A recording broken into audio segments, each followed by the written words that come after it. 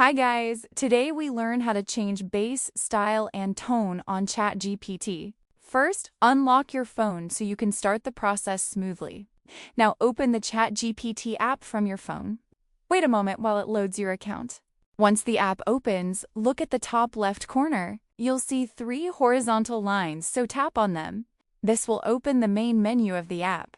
Now in the menu, go to the top right side. Tap on your profile icon to open account settings. Here you can control personalization options. Inside settings, look for the personalization option. Tap on it because this is where style settings are located.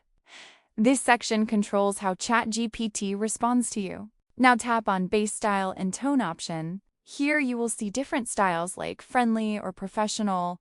Choose the one you like based on your preference. Now select your desired tone like friendly, professional, or casual. After selecting, go to the top right corner and tap Save. This will apply your new style immediately in ChatGPT. So that's how you can easily change base style and tone on ChatGPT. If this helped you, don't forget to subscribe and comment for more tutorials.